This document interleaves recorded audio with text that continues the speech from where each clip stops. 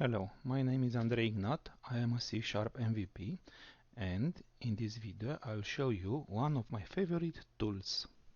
Today I would want to speak about the relationship between .NET and COM application.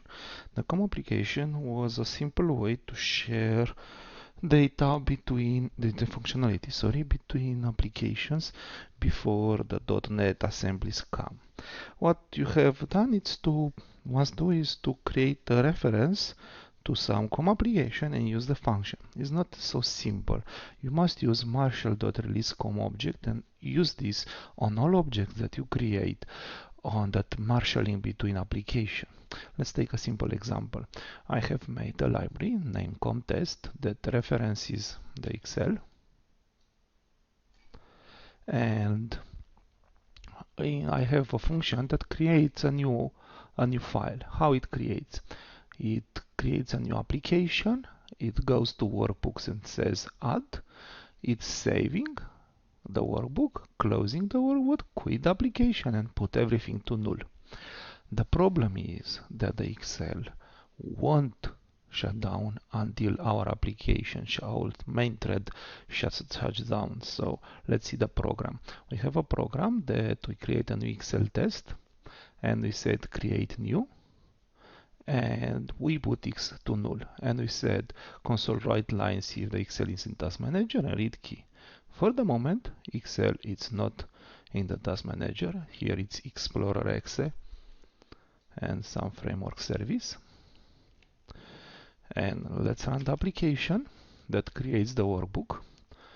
It says see if Excel is in the Task Manager. Okay, now we see that Excel it's in Task Manager.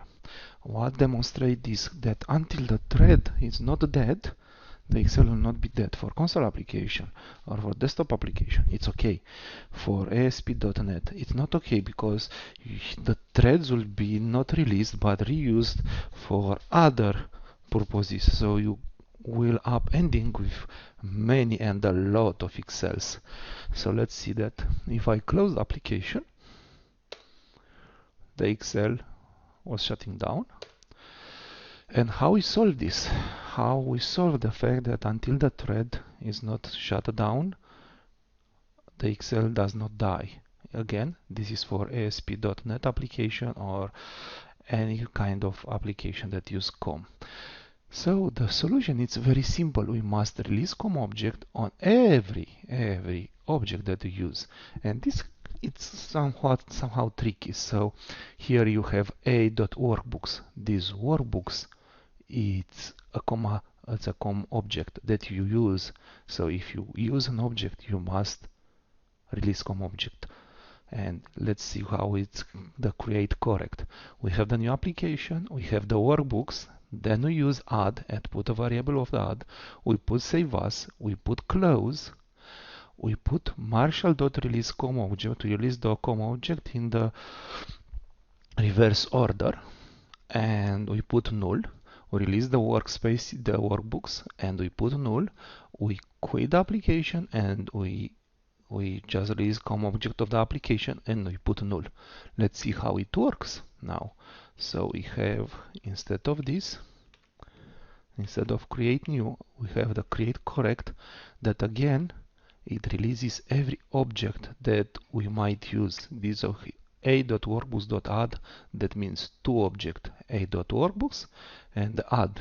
So we must release them, both the workbooks and the workbooks and the workbook. So let's run the application, and now you will see that Excel has restarted and it's not anymore, it's closed, and the application is here, right? Now I close the application. This demonstrates that if you release COMObject for every object that you use, and be attentive that you have two dots, that means that you have two objects, you will be able to close Excel. In the next part, I will show you how to do this automatically using iDisposable. Thank you.